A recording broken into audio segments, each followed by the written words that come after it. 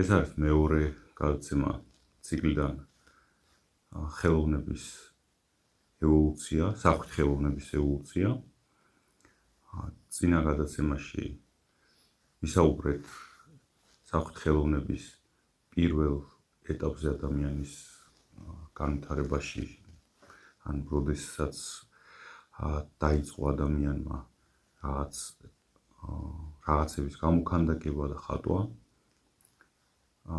ეხლა უნდა ვისაუბროთ უკვე შემდეგ ეტაპზე. კი ბატონო.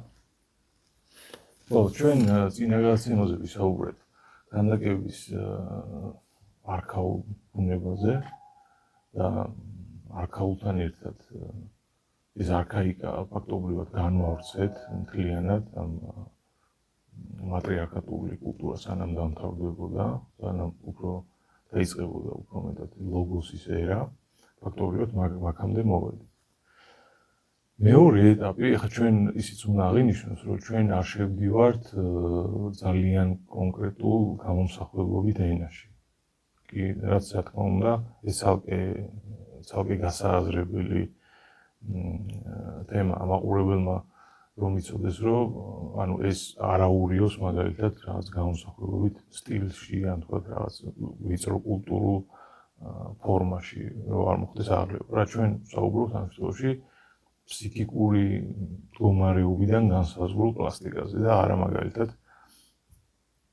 ეგვიპტელი როგორ აკეთებდა ქანდაკებას, შუმერი როგორ აკეთებდა, ინდოელი და ასე შემდეგ. ბერძენი და კიდე სხვა.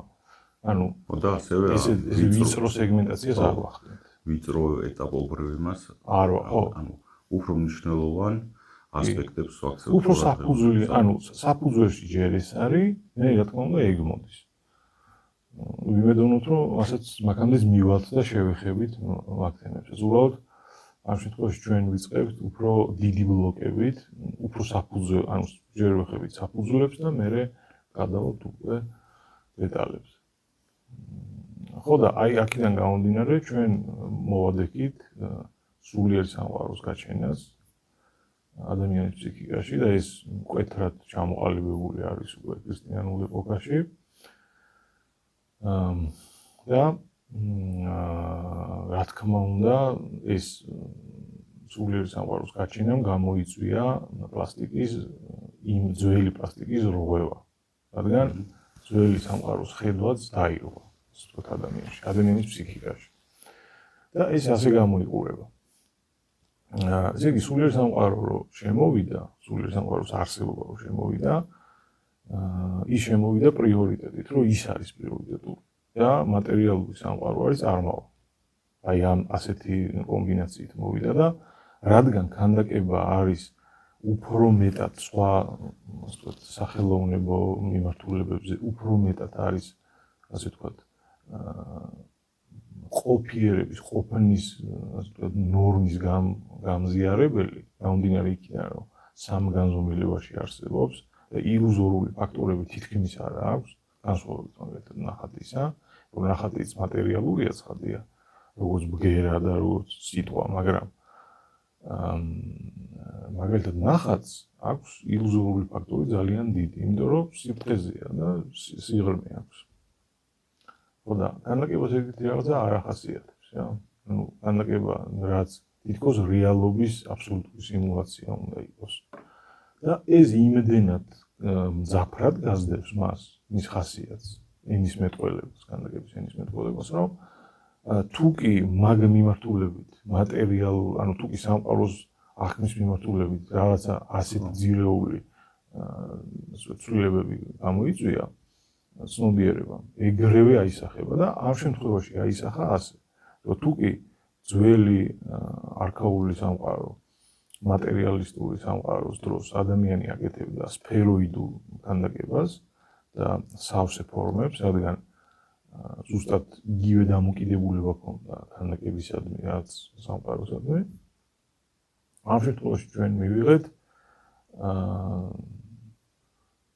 ანტისფეროიდული ქანდაკება. ანუ სხვა სიტყვებით რო ვთქვათ, ნეგატიური ფორმები. პოზიტიური ფორმები გვესმის, რომ ეს არის ცენტრიდანული ფორმები, ცენტრიდან გარეთ მიმართული ფორმები. როდესაც ყველა თან ესეც არის მნიშვნელოვანია, რომ რატომ არის ეს რაში და რაში ვლინდება ეს ყველაფერი რა და სად გვხვდება. აი მაგალითად ჩვენ თუ ავიღებთ სფეროს, თუ ავიღებთ და გავჭრით მას, აქვს ცენტრი და ცენტრიდან არის ერთნაირად გაშლილი ფორმა. აი მაგალითად ამ შემთხვევაში ხე რო ავიღოთ და რო გავჭრათ, ხო? იგივე მივიღებთ რა. ანუ ცენტრია, ხო, ცენტრია და ცენტრიდან იშლება ფორმა. და ნებისმიერი ცოცხალი ორგანიზმის კი კვეთაში რო წარმოვიდგინოთ, ზუსტად იგივე. ანუ სიცოცხლის ფორმა ასეთი არსებობს. რა თქმა უნდა, იმ სიცოცხლეზე ჩვენ საუბარი, რომელიც ჩვენთვის აღქმადია.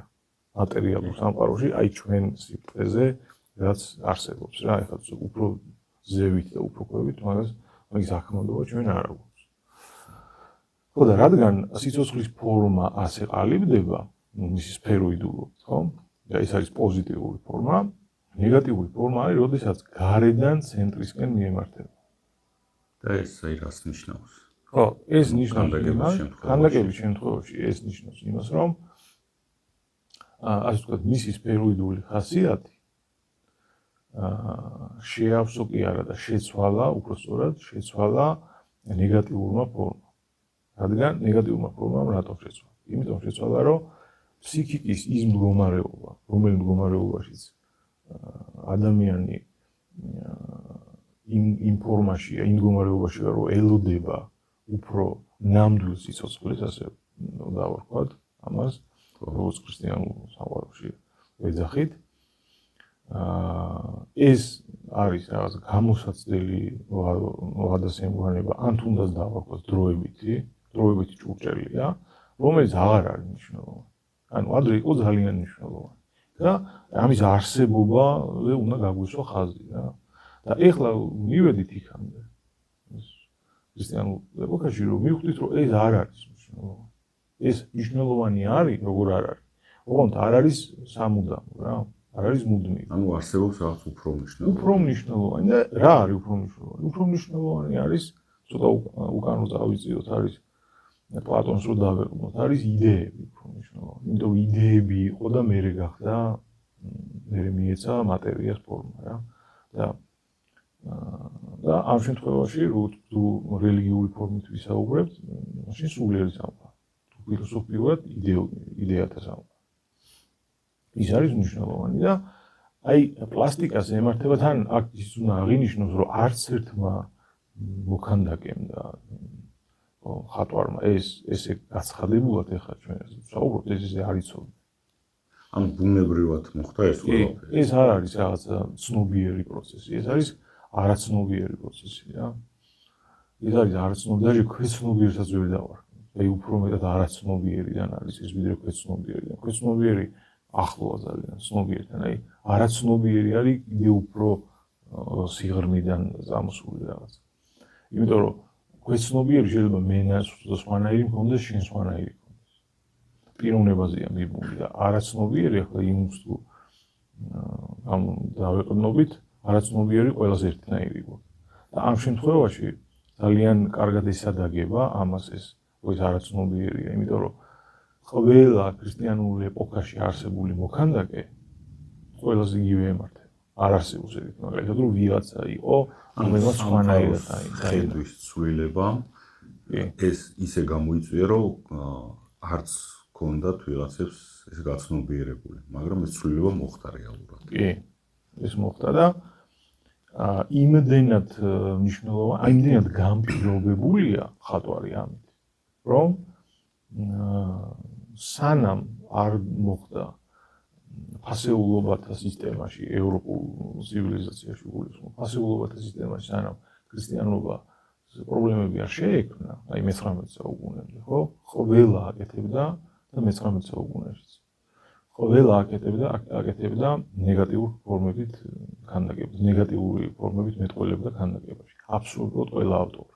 და მე როცა აი ამასაც ვიტყვი, რომ მე როდესაც ჩდება ისეთი მოქანდაკეები, რომლებიც ისევ უბრუნდებიან, ასე ვთქვათ, ანტიკურ და არქაულ ხედვებს, ანუ სფეროიდულ იმას. ეს პირდაპირ კავშირშია ცნობიერებასთან და ეს არის ათეისტური ნარატივი, რომ წამოვიდა და მეცნიერება რო განვითარდა და რო დაუჯერეთ, რომ აი მეცნიერება ჩაანაცვლებს რაღაც რელიგიურ წარმოდგენებს.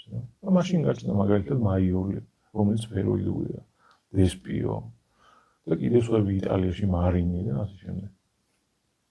ხო და მანამდე აი მიქელანჯელოს და ზოგადად აი აღორძინების პერიოდს ხო ვეძახით, რომ ეს აღორძინების პერიოდს ვეძახით რა. რისი აღორძინები იგულისხმება ანტიკური ხედვების აღორძინებას. ხო და კარგად რომ ჩაუბრუნავდეთ, არ არის აღორძინება. აღორძინება არის მცდელობა აღორძინების, იმ ესთეტიკის ნეაპლანზე წარმოწევის, მაგრამ ცნობიერებით მიქელანჯელო ჩვეულებრივ ქრისტიანი ბერძნული ესთეტიკის თუ აი რომლის აღორძინებას ბერძნული, რომელიც სფეროიდული პოზიტიური ფორმებით იყო გაკეთებული. მაგრამ ვერ მოხდა. რაღაცა სინთეზი მოხდა, მაგრამ აი იმის შემთხვევაში, მაიოლის შემთხვევაში და დესპიოს შემთხვევაში ორი ფრანგი მოქანდაკეა.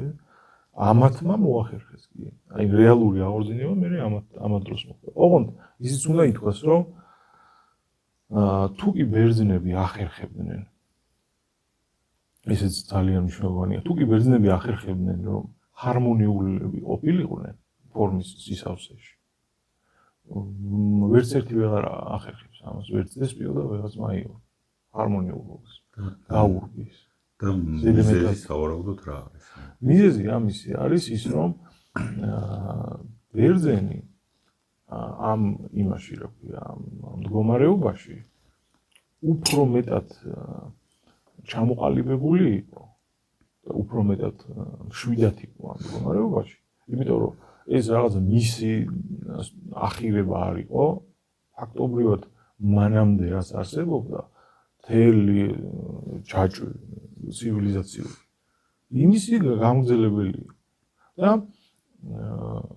ანუ ის არ ქონდა გავლილი, ჩატეხილი არ იყო არაფერი, გაწყვეტილი არ იყო არაფერი და ეხლა მაიოლი მაგალითად ან დესპიო მოდიან აი ქრისტიანული წარსულით. და ეს უკვე რაღაც ნაძალადები რაღაც, ანუ ფაქტობრივად მართლა რაღაცა უკან დაბრუნების მცდელობაა, რომელიც შეუძლებელია, უკან გზა აღარ არის მაგ მიმართულებით რა. რაცა ეგ ისეთი რაღაცა რომ ახალი რაღაცა რომ იხსნება, ის რჩება ყოველთვის. ანუ ამ შემთხვევაში მათი მხრიდან ეს მცდელობა უკვე გაცნობიერებული იყო თუ აი უბრალოდ რაღაც ექსპერიმენტები? არა, არაფერი გაცნობიერებული არ იყო. არ იყო გაცნობიერებული, ესეც ჩვეულებრივად ხატრები იყვნენ. რაღაცა დაინტერესებული რაღაც ესთეტიკის გამოხატვით. და უბრალოდ რომ გაიჟღინთა ჰაერი, აი ასე ვთქვათ, მეცნიერ ტექნოლოგიური წინსვლით და საფრანგეთია ეს რა, სადაც ის არის მექა რა ამ ტექნოლოგიური მიღწევების და მანქანა არსებობდა უკვე მაიორის მაგალითად მანქანა ყავდა ცნობილი ერთ-ერთი აი პირველი მანქანა რო დადიოდა, აი ოგვასოს ეს რაც ველოსიპედს რო გავს, ეგეთი ყავდა და ანუ მაგ დროს უკვე ადამიანებს დაიჯერეს ისევ არაცნობიერი პროცესი იყო ეს. არაცნობიერი პროცესი იყო და მალევე დამთავრდა სოციალიზმი.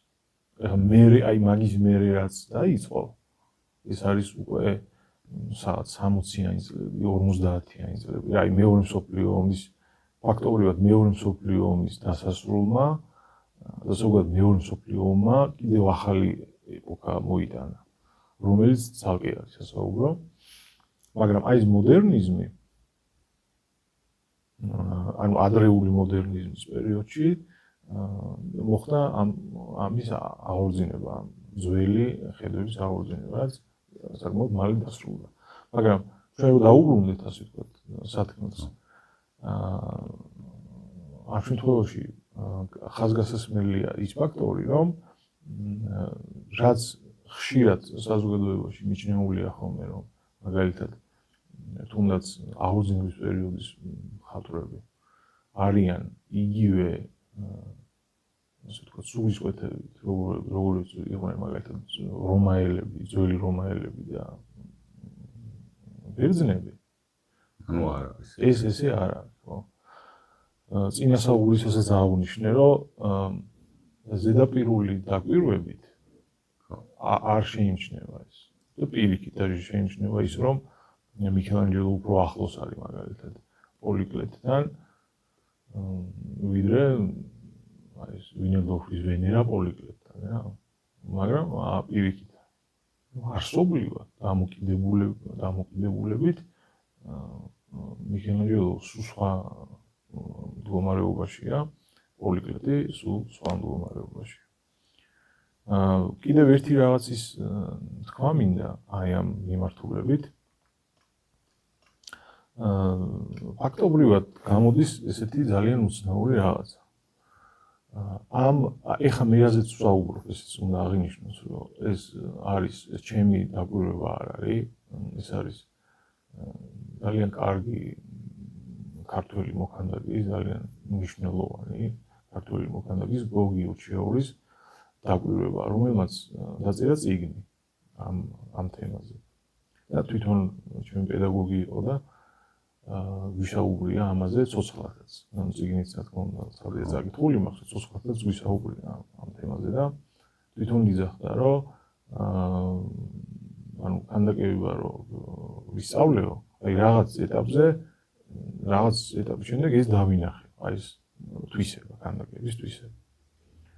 და მე წლების მანძილზე ამაზე მე ვფიქრობდიო სუფთა ქანდაკების გადმოსახედი, ანუ სუფთა ხელოვნების, მარტო ხელოვნების კუთხიდან ამაზე ვფიქრობდიო და ცდილობაც მქონდაო, რომ ხშირად ანუ კოლეგებსაც უზიარებდიო და ზოგი მეთანხმებოდაო, ზოგი პოლემიკაში ემოდიოდაო და ასე შემდეგ. ერთხელაც საბერძნეთში წაიკითხა ამაზე მოხსენება და იქ ესწრებოდნენ სასულიერო პირებიც, ხელოვნებაცოდნეებიც, მოქანდაკეებიც და ზუსტად არ მახსოვს, მე მგონი ხელოვნებაცოდნეებმა სთხოვეს, რომ მორჩებიო, ანუ უბრალოდ რომ დაასრულა ის, სთხოვეს, რომ თუ გაქვთ დრო, რომ ცალკე ვისაუბროთ.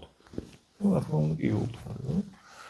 მითხრეს, რომ თქვენი ამ მოხსენების შემდეგო, ანუ თქვენი ამ მოხსენების დროსო, ყველა ერთხმად მივედითო, რომ საუბრობდითო რა, ერთმანეთს უცვლიდით ბაზრებსო, ყველა იმაზე მივედით, რომ თქვენ წინასწარ მეთქოლებთ, იმას რომ აღსასრულს. ზოგადად, კაცობრიობის აღსასრულს. და მე გამეცინა რატო იფიქრეს ასე? აი, ხოდა ეხლა ვიტყვი ხა რატო იფიქრე. მე გამეცინა და უთხარიო, რომ არაო მე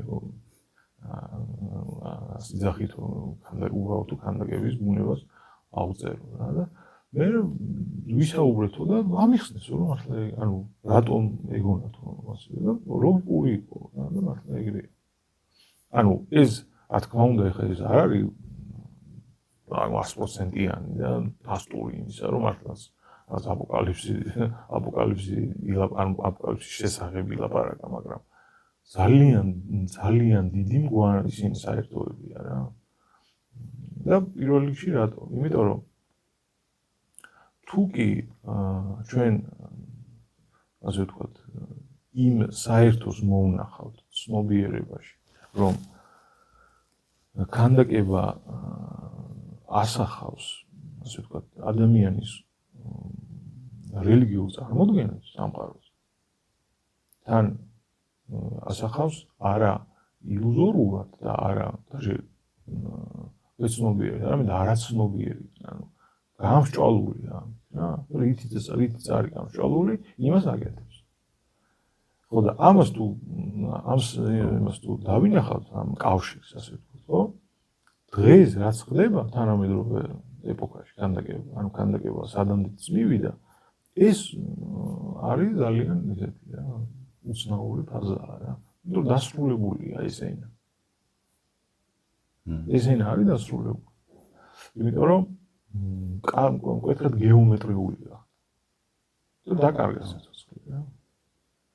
ხო და ეს შეიძლება იყოს უბრალოდ ან აი ამ დიდი ეპოქის დასასრული, გამომხატველი, ან იყოს საერთოდ ყველაფრის დასასრულის გამომხატველი. ეხლა რა თქმა უნდა ღია საკითხია და სამსჯელოა და უფრო მეტად ჩემი აზრით სამჯეროზე მეტად საყურებელია რა, რა უნდა იმჯერო აღარ ვიცი. ალბათ რაღაცა მოხდება და დავინახავთ და შევხედავთ. და დავაკვირდეთ. და დავაკვირდებით, მაგრამ აი ის რომ თუ კი აი ამას მივიღებთ ამ კავშირს დავინახავთ, რომ აი თუ კი ადამიანი არქაულ ეპოქაში ეს იაკეთებდა, იმიტომ რომ ასეთი ახმა ჰქონდა, მე თქვა ეს იაკეთებდა, იმიტომ რომ ასეთი ახმა ჰქონდა ქრისტიანულ ეპოქაში, ქრისტიანობა როდესაც ის იყო რა ქვია, განმსაზღვრელი ადამიანის ცნობიერების, აი ეს იაკეთებდა. და აი ეხლა ისეთ რაღაცას აკეთებს, რომ აკეთებს აბსოლუტურ სწორ გეომეტრიულ ფორმებს რა. იმიტომ რომ იქ უკვე აღარც შიგნიდან გარეთ მოდის ფორმა, არც გარედან შიგნით შედის. ხო და ეს უკვე ის არის რა, პულსი აღარ ისინჯება, ასე ვთქვათ რა. აღარც პოზიტივისკენ, აღარც ნეგატივისკენ, პულსი აღარ ისინჯება. ხო და ეს კიდევ ერთხელ ვიტყვი, რომ ეს შეიძლება იყოს სრულიად ახალი რაღაცის დასაწყისი, ან ყველაფრის ერთად დასასრული. საინტერესო საზრებაა და ალბათ მომავალში რაღაცა მნიშვნელოვანი გაირკვევა ამ მიმართულებით. მე კიდევ ერთი ის მინდა ვთქვა, რომ რა თქმა უნდა მომავალში ძალიან საინტერესო არ ვიცი ჩვენ რას მოვეწრებით, მაგრამ ადამიანისთვის ძალიან მნიშვნელოვანი ძრები იქნება მათ შორის ხელოვნებაში, არა მარტო ხელოვნებაში როგორც ჩანს. ხო და მე მინდა აღნიშნო, რომ აი ხა ჩვენი ასე ვთქვათ, აი მესამე საუბრების ციკლს როდესაც გავაგზავნებთ, მესამე ასე ვთქვათ, გადაცემას როდესაც ჩავწერთ, ჩვენ უნდა ვისაუბროთ ზუსტად იმ ეპოქაზე, უფრო მეტი უნდა ვისაუბროთ იმ ეპოქაზე, რაც ანუ აი აღორძინება როდესაც მოხდა სფეროიდული ქანდაკების და მე უცებრო დამთავრდა და მე რა მოხდა. აი ამაზე ვისაუბრებთ და შემდეგ თუ დღევანდელობამდე ხო აი რა კონკრეტულად უფრო დეტალურად ეხლა ძალიან უცებ თქვი მე, ასე ვთქვათ, ანონსი გავაკეთე შემდეგი საუბრის და თუ მოგვეცა საშუალება, მე ალბათ კარგი იქნება თუ ვისაუბრებთ უფრო დეტალურად სხვადასხვა კულტურების გამოსახულობით საშუალებებზე და ფორმებზე, რაც ჰქონდათ ქანდაკებაში და ზოგადად საფრთხეებაში. და რა თქმა უნდა, ისევ რიგიდულობით ამოვალთ თანამედროვე ეპოქა. ერთი შეკითხვა მინდა დაგისვა, ანუ მოქანდაკეებისთვის შეიძლება მარტივად გასაგებია ეს ნეგატიური ფორმა მაგალითად რას ნიშნავს, მაგრამ მე მგონი ვინც მოქანდაკე არ არის, აი უფრო კარგად რო აუხსნათ. კი ბატონო. დაახლოებით თეორიულად გავიგე. კი. მაგრამ აი პრაქტიკულად როგორ აი რაში აისახება ეს აი ქანდაკება როგორ განსხვავდება? ანუ ეს რა განსხვავებას იძლევა? მაგალითად, გავიგე. მიქელანჯელოს პერიოდის და ბერძნული ქანდაკებების შედარებით რომ გავაკეთოთ. კი ბატონო, ცოტა უფრო ახლოს მივიდეთ მაშინ. ნეგატიური ქანდაკების ენისმეტყველება გამოიყურება ასე პირველ რიგში, მისი ასე ვთქვათ მახასიათებელი, როგორ უნდა მივხვდეთ კონკრეტულად. აი ამ ნეგატიურ ფორმაში არის დალაგებული ფორმები თუ პოზიტიურში. პირველი ნიშანი არის ის, რომ განათებაზე უნდა იყოს ძალიან მორგებული. კონკრეტულ განათებას უნდა საჭიროებდეს ნეგატიური ფორმები გაკეთებული ქანდაკება. აი ეს მაგალითად გამოიყურება ასე, რომ თვალის გუგა, აი ყველაზე მარტივი ფორმას. თვალის გუგა მაგალითად ბერძენი თვალის გუგას არასდროს არ იღებდა ნეგატივს არ აკეთებდა. ანუ ჭრილი ასე ვთქვათ, ჩაღრმავებულს არ აკეთებდა. აკეთებდა მრგვალს და მე ზევიდან ხატავდა. ან ინკრუსტაციას უკეთებდა. ანუ არ კარგავდა იმ ფორმას, სისავსეს. თვალი ხო სფერო რეალურად. აი მე მაგალითად ხო? აი რო გაიხსენე უგები ამოღებულია და სპეციფიკური განათებით სპეციფიკური განათებით რა მიიღწევა, იცი? აი ხო ბლიქს რო იკეთებს შიგნით. აი მანდ მაგალითად მიქელანჯელოს დავითის თვალი რო გავიხსენოთ, გუგა ამოღებულია და მე მანდ არის პატარა პლატფორმა დატოვებული სინათლისთვის. და მაგრამ რა ხდება ნახე, შიგნით ვარდება ჭრდილი და ის პლატფორმაზე ირეკლება სინათლე. და თითქოს ბლიკია. ანუ რეალურად ცდილობა არის უფრო მეტად გაცოცხლების ფორმის.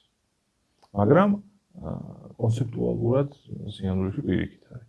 და კიდევ უფრო მეტად, ასე ვთქვათ, სხვა დეტალებში შეიძლება შევიდეთ, ასევე მაგალითად არის ის, რომ როდესაც ფორმა კეთდება, ქანდაკებაში არსებობს, აი ძალიან მოკლედ ვიტყვი, რომ ძალიან ის შემოწმებული არ იყოს იმისთვის, ვინც მოქანდაკე არ არის და მხატვარი არ არის.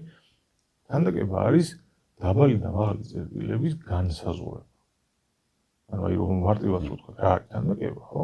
ტექნიკურად და არა კონცეპტუალურად. ტექნიკურად ქანდაკება არის დაბალი წერტილების და მაღალი წერტილების განსაზღვრება. აი როგორც განისაზღვრება, აი ეგ არის უკვე ფორმა და ეგ არის ქანდაკება. ანუ რო დადგინდება. აი მაგით დადგინდება. ეხლა მაგალითად ჭიქა კოვზისგან განსხვავდება იმით, რომ ჭიქა სხვაგან აქვს მაღალი და დაბალი წერტილები და კოვს კიდე სხვაგან. აი მეტი შეიძლება ითქვას, რომ გარდა იმისა, რომ მასალები განსხვავდება, ფორმის თვალსაზრისით მარტო მაგით განსხვავდება. და როდესაც ჩვენ საუბრობთ ნეგატიურ ქანდაკებაზე, ნეგატიური ფორმები გაკეთებულ ქანდაკებაზე, ხო? იქ მაღალი წერტილები არის სხვა ადგილებზე განთავსებული და პოზიტიურად გაკეთებულზე სხვა ადგილებზეა განთავსებული. და ეს გამოიყურება ასე, რომ ანუ კონტრფორმა, ხო არის ფორმა და არსებობს კონტრფორმა. კონტრფორმა არის ძალიან ბევრი ნეგატიურ ქანდაკებაში. და ჭრდილი არის ძალიან ბევრ ადგილზე იკეთებს ჭრდილს. აი შეიძლება პარალელიც კი გავავლოთ, მაგალითად ახალგაზრდა ადამიანზე და ასაკოვან ადამიანზე. ასაკოვანი ადამიანი როგორია, ხო? უკვე ასე ვთქვათ, შიგნითკენ მიემართება რა, თუ კი მაგალითად ახალგაზრდა სავსე ლოყები აქვს, ხო, სავსე მკლავები აქვს და ასე შემდეგ. ასაკოვან ადამიანს უკვე ნაოჭებს იკეთებს, ანუ გრავიტაცია ეთყობა და ეკაჩება ქვევით რაღაცა. ასევე ქვევითაც ეკაჩება და შიგნითაც ეკაჩება რაღაც. ოღონდ ისე არ უნდა გავიგოთ, რომ ნეგატიური ქანდაკება მარტო მოხუცებულების გაკეთება, ხო? ანუ შეიძლება ახალგაზრდა იყოს გაკეთებული და ეგრე. მაგ პრინციპებით. აი ძალიან კარგი მაგალითია, ხო, მაგ პრინციპებით. მაგდალინელი, დონატებს გაკეთებული მაგდალინელი. აი თმები და ისინი აქვს დრაპირებაა ძირითადად და სახე ჩანს და ხელი ჩანს კიდე რაღაც. და ხელზე ისიც არის, რომ საერთოდ ნეგატიური ქანდაკება, ნეგატიური ფორმებით გაკეთებული ქანდაკება უფრო ემოციური. იმიტომაც თამაშობს შუქჭრილს. რომ ემოციურ ნაწილებზე აკეთებს ორიენტაცია, ჩდება ძარღვები, ქანდაკებას უჩდება ძარღვები, ნაოჭები, მიმიკები უჩდება ქანდაკებას, რომელიც ადრე საერთოდ არ არსებობდა. ადრინდელ ქანდაკებაში მსგავსი ტიპის ასე ვთქვათ, დეტალები არ არსებობდა. სავარაუდოდ თვითონ ემოციების თვალსაზრისითაც, ანუ ძველ ქანდაკებებში უფრო დადებითი ან ნეიტრალური ემოციის აი ძალიან ძველ ქანდაკებაში არსებობს ესეთი ღიმილი, შემორჩენილიც არის ალბათ. ბერძნულ არქაული ღიმილი ქვია. ეს რა ვიცი, გაყინული ღიმილია რაღაც. ერთადერთი შეიძლება არაბუნებრივი თითქოს შეიძლება კი, არაბუნებრივი, ნამდვილად, აი ძალიან უცნაური რაღაცა. დანარჩენი ემოცია, არანაირი ემოცია გამოხატული არის არც მოძრაობაში და არც ასე ვთქვათ, მიმიკაში. აი მაგალითად, მე გვიან ელინისტურ პერიოდში, როდესაც უკვე აი ძველი სამყარო იშლება. კეთება მაგალითად ლაუკონის ქანდაკება. ლაუკონის ქანდაკება, აი მამაშვილი როა გველები რო დაისხმებიან თავს. ლაუკონის ქანდაკება უკვე ფაქტობრივად ქრისტიანული ქანდაკების მსგავსია. იმიტომ რომ მიმიკებია, შუქჭრილია, ეს არა ასე ვთქვათ, დისპროპორციულია, ეს მამა მაგალითად ძალიან დიდია, ეს შვილები ცალკე რო დააყენო მაგალითად, ხო? ასაკით კი პატარები არიან, მაგრამ უკვე იმ ასაკში არიან, რომ დაგვით მამის ხელები უნდა იყვნენ სიმაღლით რა. ან ოდნავ დაბალი შეიძლება, მაგრამ იქ არის ეგრე რომ ცალკე რო აიღო ეს შვილები არიან ალბათ ერთი 17-18 წლის, 16 წლის და თითქმის მამის ტოლა უნდა იყოს, მაგრამ ერთად წარმოდგენილია ისე რომ ძალიან პატარებია ეს ფიგურები. ხო და ესეც სხვა შორის ქრისტიანულ ქანდაკებას ახასიათებს მერე ესეთი რაღაც, ესეთი ტიპის დარღვევები რა. ოღონდ ეს ჩვენ არ უნდა წარმოვიდგინოთ, რომ ავტორმა არ იცოდა და იმიტომ გააკეთა. რა თქმა უნდა იცოდა, უბრალოდ მისი გამომსახველობითი ასე ვთქვათ საშუალება ეს ჩათვალა საჭიროდ რა, ესეთი ჩათვალა საჭიროდ. ელინისტური პერიოდის ბოლოს, როდესაც უკვე რეალურად იწყება ეს ცვლილებები. კი, და უკვე აი ცნობიერების ცვლილებები მიდის ადამიანში. ელინისტური პერიოდი რო არ ყოფილიყო, მოდი ასე ვთქვათ რა, ალბათ არც გავრცელდებოდა ქრისტიანობა ბერძნულ კულტურაში. ანუ ელინისტურმა პერიოდმა შეუწყო ხელი ქრისტიანობის გავრცელებას. იმიტომ რომ უკვე ასე ვთქვათ პლატონის ფილოსოფიას ნამუშევარი ქონდა უკვე ძალიან კარგად რა. ამით შეგვიძლია ციკლის მეორე გადაცემა დავასრულოთ და შემდეგ მესამეში გავაგრძელოთ შემდეგი კეთილი.